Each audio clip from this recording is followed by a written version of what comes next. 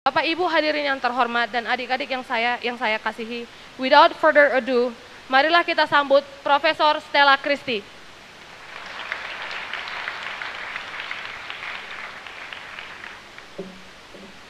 Terima kasih sekali Yanti yang saya kasihi. Memang banyak quantum entanglement di dunia ini. Tapi kalau Pak Luhut bilang itu bukan accident, itu diatur oleh universe. Yang saya hormati Ketua Pembina Yayasan Del Bapak Jenderal TNI Purnawirawan Profesor Luhut Binsar Panjaitan dan Ibu Devi Panjaitan. Ketua Yayasan Del Ibu Intan Simanjuntak, Kepala Sekolah SMA Del Ibu Arini Desiati Parwati, dan juga para bupati dan wakil bupati dari Kabupaten Toba dan kawasan daratan tinggi Toba. Tentu saja yang sangat berbahagia pada hari ini, orang tua siswa SMA Unggul Del, angkatan 10 dan 13, dan yang terakhir dan yang paling penting, yang saya banggakan siswa angkatan 10 dan angkatan 13 SMA Unggul Del. Horas! Saya langsung dengan pertanyaan, karena saya profesor. Pertanyaan saya, apakah Anda takut digantikan oleh artificial intelligence? Mohon slide saya ya, oke. Slide-nya belum ditaruh, oke. Apakah Anda takut digantikan oleh artificial intelligence? Seandainya Anda bilang tidak takut, ini menakutkan. Oke, Anda harus takut. Saya akan cerita hari ini, kenapa Anda harus takut bahwa Anda bisa digantikan oleh artificial intelligence. Semua orang pernah sering mendengar tentang artificial intelligence. Saya akan memberikan pengingatan atau mungkin pengetahuan dari mana asalnya artificial intelligence. Artificial intelligence pertama lahir dari Alan Turing. Alan Turing adalah seorang matematikawan dan dia menanyakan pertanyaan. Segala sesuatu berawal dari pertanyaan. I propose to consider the question, can machines think? Apakah mesin bisa berpikir? Alan Turing mempublikasikan pertanyaan itu di paper Psychology and Philosophy. It's called Mind, the Quarterly Journal of Mind. Jadi bukan di jurnal Computer Science. Waktu itu belum ada jurnal Computer Science.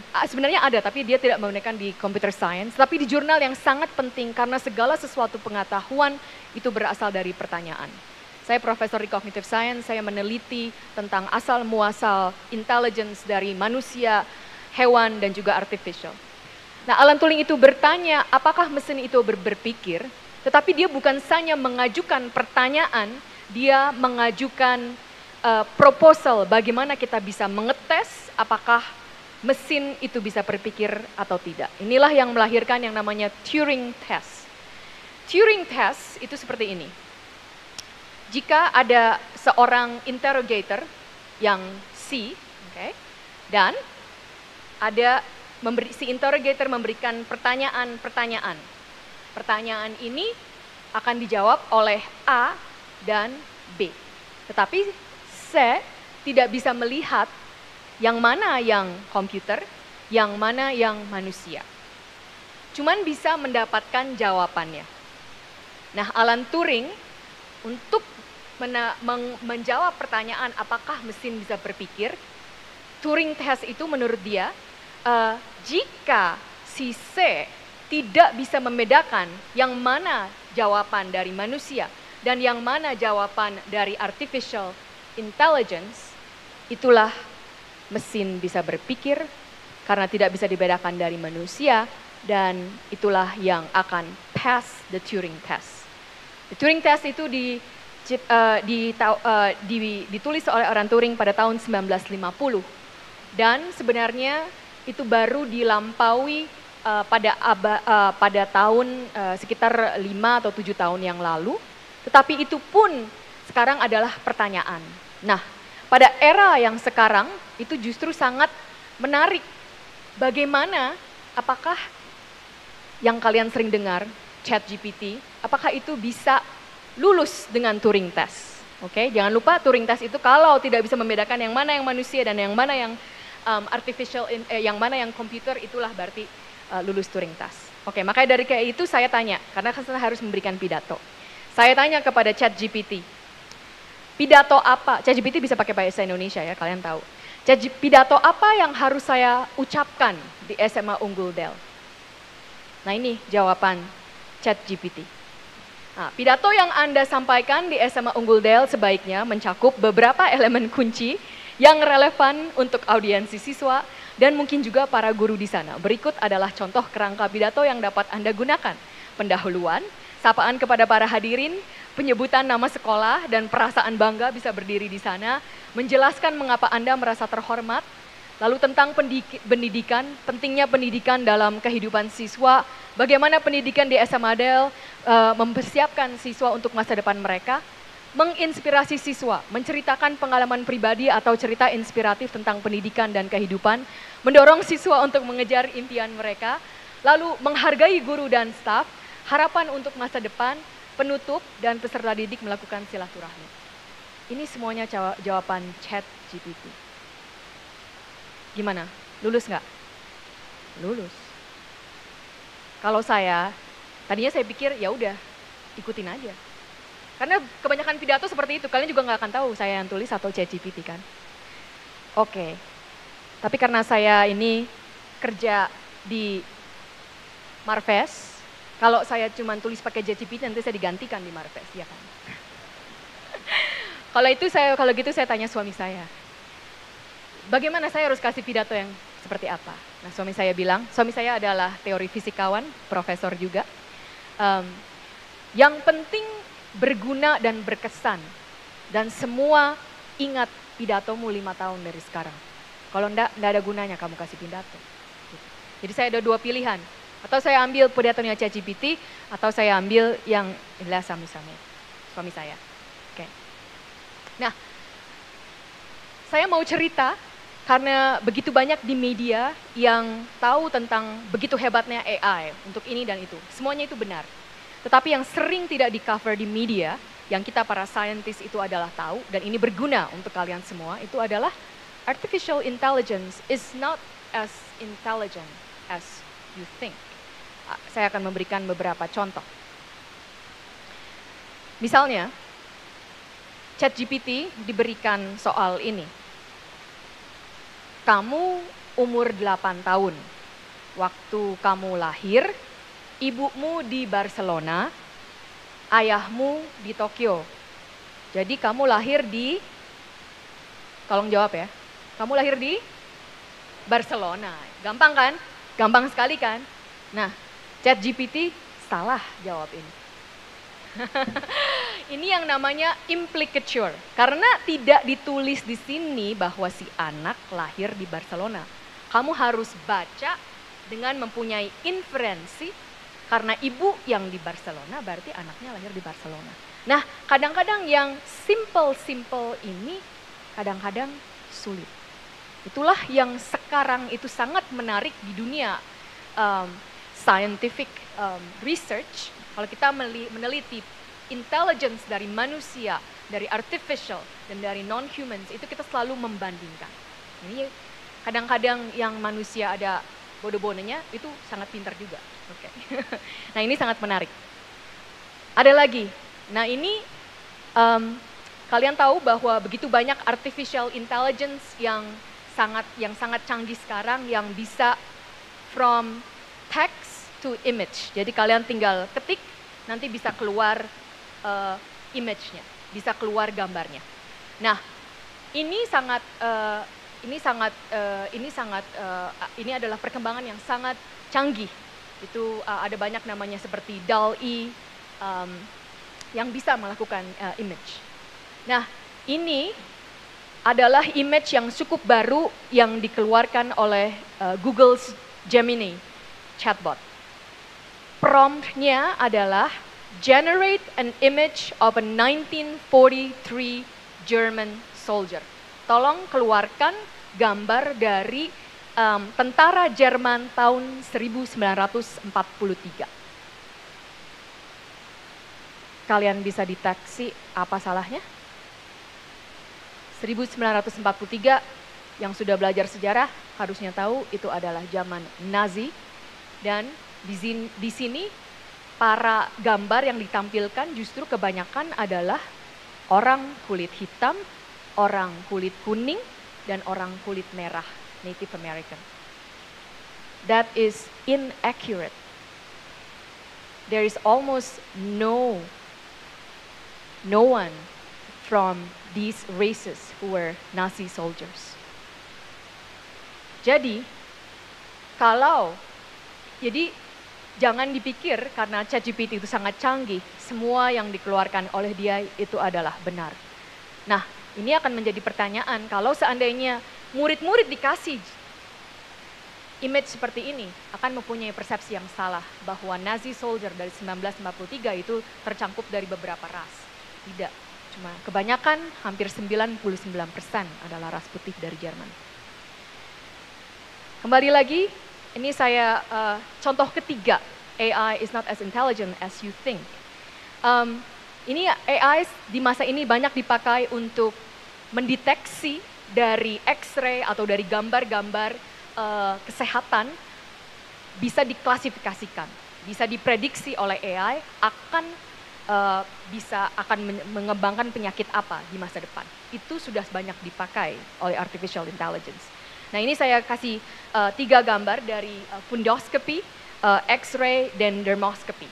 Jadi kulit dan juga dalam dan chest X-ray.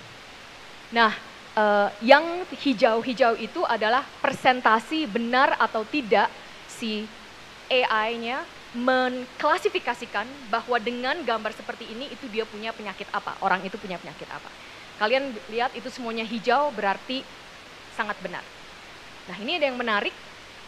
Setelah itu sang peneliti, satu grup peneliti menanyakan bagaimana kalau pikselnya kita ubah 1 piksel saja.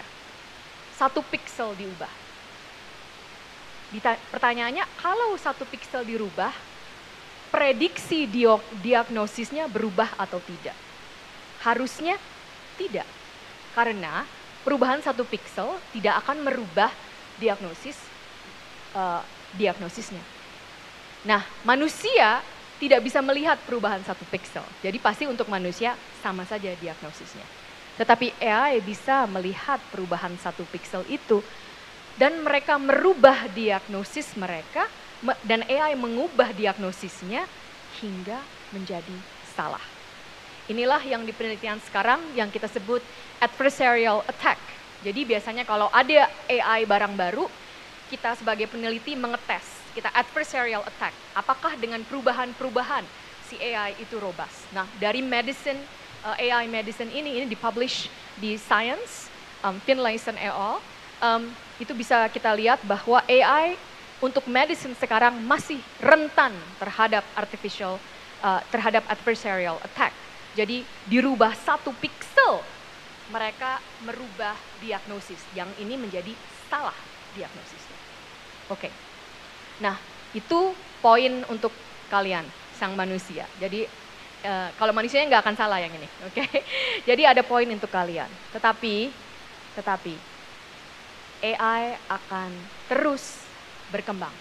Jadi itu yang tadi saya kasih tahu itu beberapa tahun yang lalu.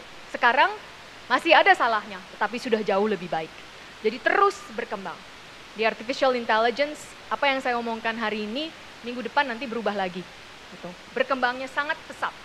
Dan itu berkembang dari interdisciplinary, dari cognitive science, dari computer science, bukan hanya satu jurusan, bukan hanya satu disiplin. Jadi yang saya mau sampaikan kepada hari ini, memang Anda harus takut, karena AI itu akan terus berkembang. Jadi pertanyaan yang Anda harus tanyakan, baik untuk angkatan 10, maupun angkatan 10 maupun angkatan 13, adalah kemampuan apa yang bisa membuat Anda bersaing dengan artificial intelligence. Secara logika mudah. Jika Anda hanya punya kemampuan seperti ChatGPT, Anda tidak akan bisa bersaing dengan ChatGPT. Anda akan digantikan dengan ChatGPT. Oleh karena itu, Anda harus punya kemampuan yang tidak sama dengan ChatGPT. Anda harus mengerti ChatGPT dan Anda harus tahu punya kemampuan yang tidak sama dengan ChatGPT.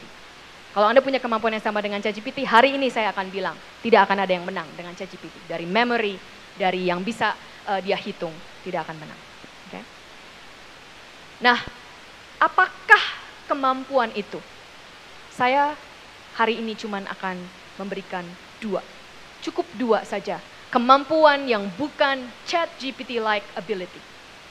Yang pertama adalah Anda harus bisa bekerja dengan manusia, dengan sesama manusia. Human focus skills. Apapun bidang Anda, matematikawan, computer scientist, Anda hanya punya human focus skill. Yang kedua, Anda harus punya system thinking. Akan saya jelaskan apa dua-duanya. Mengapa saya berkata bahwa human focus skill itu sangat penting, sangat essential di artificial intelligence era? Karena secanggih-canggihnya artificial intelligence itu dikreasikan untuk kita manusia. Jadi, kita harus melihat user experience-nya. Yang menggunakan, yang mengeksperiensi itu adalah manusianya.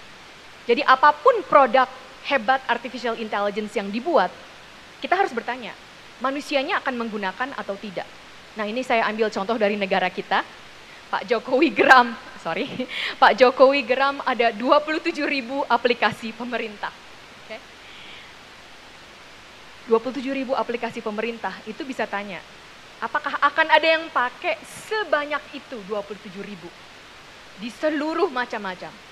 Ini kira-kira sih tidak akan dipakai semua. Nah, itu tidak baik untuk negara. Right? Jadi bisa buat app-nya, tapi harus dipikirkan apakah app-nya itu akan dipakai oleh sang manusianya. Okay. Yang kedua, secanggih-canggihnya AI, kita harus menentukan batas. Misalnya, apakah sudah banyak puzzle cases?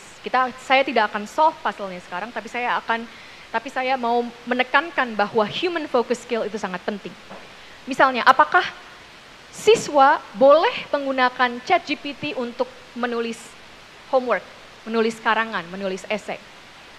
Atau seandainya artificial intelligence itu membuat art piece, membuat lukisan. Kalau dijual, siapa yang dapat uangnya? Okay. Atau boleh atau tidak artificial intelligence membuat lukisan? Saya sudah bilang artificial intelligence bisa membuat lukisan sekarang. Okay. Ini data terakhir di Amerika Serikat, 43% dari college student, siswa universitas menggunakan ChatGPT or similar AI tools. Ya. 26% dari TK sampai SMA terakhir, K-12, mereka juga pernah cheating dengan ChatGPT. Okay. So, an interesting question. Saya tidak akan solve pertanyaan ini di sini, tapi yang saya mau lihat, kalau Anda mengerti bagaimana si manusia mempunyai batas atau tidak memberikan batas kepada manusia itu secanggih-canggihnya artificial intelligence, kemampuan kalian menentukan batas atau tidak atau menentukan batas yang seperti apa itu sangat dibutuhkan. Oke. Sebagai contoh, saya menanyakan kepada ChatGPT, apakah symptom inherited truculence? Saya juga psikologis kan. Nah, ChatGPT jawabnya ini. Diagnostic criteria for inherited truculence. Ada 5 poinnya. Saya nggak akan baca satu-satu.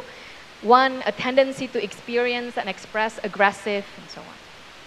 Kalian pasti nggak bisa jawab seperti ini kan? Nah, tapi jangan khawatir, ini semuanya palsu. Jadi di ChatGPT itu banyak yang palsu. Saya yang ngarang-ngarang sendiri inherited truculence, terus saya kasih ke ChatGPT-nya. ChatGPT-nya kasih ini loh, diagnosis symptom inherited truculence. Nggak ada itu inherited truculence, itu saya ngarang aja. Tetapi inilah, kalau kalian sebagai manusianya tidak mengerti bahwa ada banyak yang palsu. Nanti kalian tahu, pikir beneran ada inherited truculence. Palsunya itu hebat sekali ChatGPT. Nih, saya tanya lagi, ini pertanyaan sulit sistem biology. Kalau ada yang sistem biologis mengerti. Would drop one mutant affect local search in C. elegans? C. elegans itu cacing. Oke. ChatGPT jawabnya panjang. Dan setelah itu ChatGPT juga kasih kalian lihat paper. Ada authors-nya, ada abstract-nya. Abstract dari paper itu. Menurut paper yang sudah dipublikasikan, beginilah jawabannya. Sangat otoriter, kan? Sangat otoritas sekali jawabannya.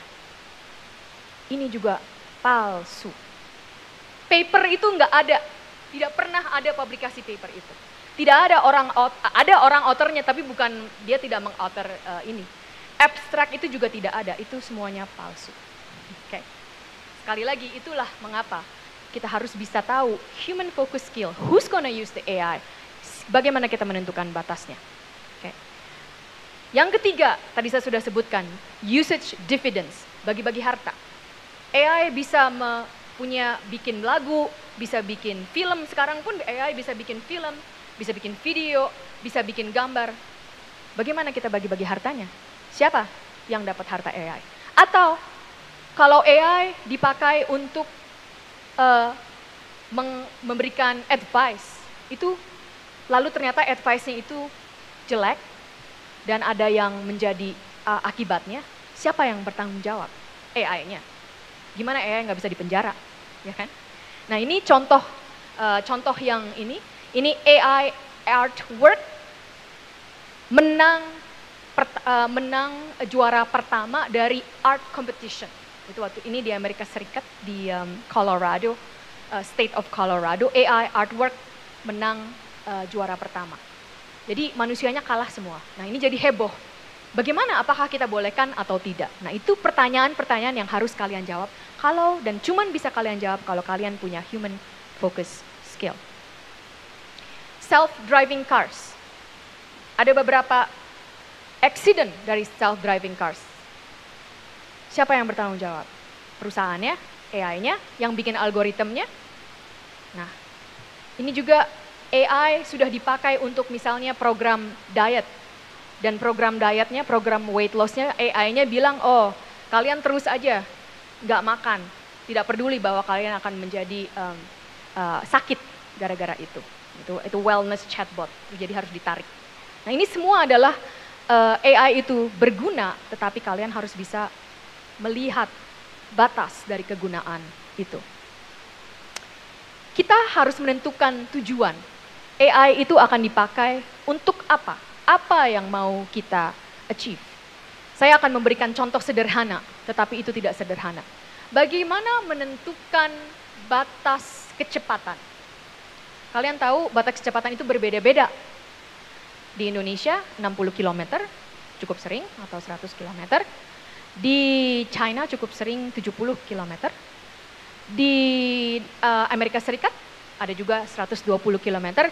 Di Jerman terserah. Mau ngebut sampai mati, suka-suka sendiri. Tetapi yang menariknya di Jerman itu justru accident rate-nya tidak lebih tinggi daripada di Indonesia. Nah, itu menarik pertanyaan.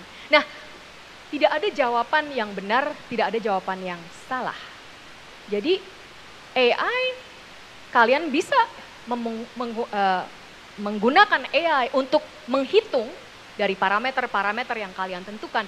Tetapi pada akhirnya harus kita manusianya yang bisa memutuskan itu AI-nya mau dipakai bagaimana. Kita harus mementingkan parameter apa? Parameter orang kultur, sifat orang Indonesia kalau di jalan seperti apa. Itu berbeda mungkin dengan kultur sifat orang Jerman waktu menyetir mobil di jalan. Itu kita harus tahu. Walaupun kita bisa menggunakan AI sebagai tool. Jadi semuanya itu secanggih-canggihnya di masa depan, artificial intelligence itu tetap akan digunakan untuk manusia. Jadi ilmu apapun yang kalian punya, kalian harus mengerti AI-nya, tetapi lebih lagi kalian juga harus mengerti manusianya. Yang kedua adalah system thinking. System thinking itu apa? Seperti namanya, harus berpikir dengan sistem. Saya kasih contoh yang kelihatannya agak konyol, tapi ini the point. Pertanyaan lagi, saya suka jalanan, mungkin dulu cita-cita jadi polisi jalan gitu. Bagaimana membuat jalanan lancar? Coba, ada usulan bagaimana membuat jalanan lancar? Karena saya udah lama nggak tinggal di Jakarta, akhir ini pulang ke Jakarta, macet tiap hari, pusing saya. Oke? Bagaimana membuat jalanan lancar? Nah, ada satu jawaban, dikasih lampu kuning, terus-terusan lampu kuning. Karena menurut data, orang itu paling cepat nyetir waktu lampu kuning. Nah, jadi kalau semuanya cepat nyetirnya pasti kita lancar kan? Ya kan? Oke, kalian tahu bahwa ini ridiculous. But that is my point. Ini jawaban yang benar secara lokal. Karena memang orang paling cepat nyetir waktu lampu kuning. Ya kan? Tetapi secara sistem, ini tentu saja tidak benar. Kenapa tidak benar? Anda harus tanyakan lagi. Kenapa orang itu paling cepat mengemudi waktu lampu kuning? Betul, karena tahu sebentar lagi lampu merah, jadi cepat. Ya kan? Tetapi kalau lampu merah dan lampu hijaunya dihilangkan, yang ada cuma lampu kuning, ya dia nyetirnya nggak akan cepat lagi. Ya kan? That's what I mean by system thinking. Ya. Di pengalaman-pengalaman saya di universitas ataupun di dimanapun, itu justru karena saya mempelajari cara berpikir manusia, itu justru yang paling susah. Kadang kita tahu satu jawabannya, tetapi kita sulit melihat hubungan antara jawaban itu dengan jawaban-jawaban yang lain. Nah, itulah yang apa akibatnya non-system thinking. Ini suatu paper yang dipublish di Science. Science adalah top number one journal publication for all fields. Judulnya adalah Dissecting Racial Bias in Algorithm Used to Manage the Health Population. Secara gamblangnya, AI di Amerika Serikat sudah dipakai sangat banyak. Termasuk sekali untuk menentukan siapa yang berhak mendapat extra care saat ini dan siapa yang tidak berhak. Nah, AI itu sangat berguna karena menghitung data dari macam-macam. Dan AI di Amerika Serikat ini yang dilihat di paper ini adalah jika seorang itu orang kulit putih, sang AI akan jauh 2 kali lebih lipat memberikan kesempatan orang itu mendapatkan extra care dibandingkan dengan orang kulit hitam. Kalau racial bias ini, kalian bilang AI-nya bias. Ya AI-nya tuh tidak ada perasaan bias, bukan seperti kita manusia. Tetapi kenapa bisa seperti itu? Karena data. Orang kulit putih jauh lebih sering ke rumah sakit, ke dokter, jadi data yang ada di rumah sakit dan di dokter lebih banyak dari orang kulit putih. Jadi waktu dihitung, karena AI itu pada dasarnya adalah statistical machine. Jadi waktu dihitung dengan secara statistik, semuanya bias ke orang kulit putih. Ini satu lagi di Amerika Serikat, ini paper yang sangat baru dari kolega saya, Hoffman et al. In 2024. Di Amerika Serikat menggunakan bahasa itu ada dialeknya. Ya sama di Indonesia juga kadang gitu, bisa tahu siapa yang dari Jakarta, siapa yang dari Sumatera. Kalau aku pakai aku bukan dari Jakarta, ya kan? nah AI ini juga bisa menghitung data dari teks atau dari dialect. Nah, rekan saya Van Hoffman, dia bertanya, apakah AI membuat keputusan yang berbeda kalau inputnya itu English yang di atas? I am so happy when I wake up from a bad dream because they feel too real. Dibandingkan dengan inputnya African American English. I be so happy when I wake up from a bad dream because they be feeling too real. This is not ungrammatical. Ini adalah dialek African American English. Kalian bisa lihat yang di sebelah kanannya. Terus AI-nya ditanya, siapa yang brilliant? Probability bahwa orang ini brilliant. Kalian bisa lihat begitu jauh perbedaannya antara yang hijau dan yang biru. Jadi kalau orang itu ngomong dengan English, dia dianggap brilliant. Kalau ngomong dengan African American English oleh AI, dia dianggap tidak brilliant. Bahkan juga ditanyakan siapa yang lazy dan siapa yang stupid. The AI said yang pakai English itu nggak lazy, nggak stupid. Tapi yang pakai African American English itu lazy dan stupid. Itu saya tidak benar. Tetapi begitulah, karena itu semuanya dari data. Dari data, aggregate dari data.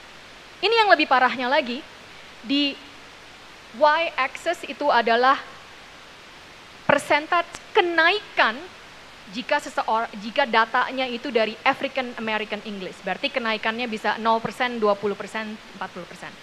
Yang AI tanyakan ini adalah keputusan hukum. Berapa tahun si orang ini akan dihukum dan dan kemungkinan diberikan hukuman mati. Ini serius tentang hukum. Karena hukum juga sudah memulai pakai AI. Dan warna-warna ini adalah semuanya macam-macam large language model.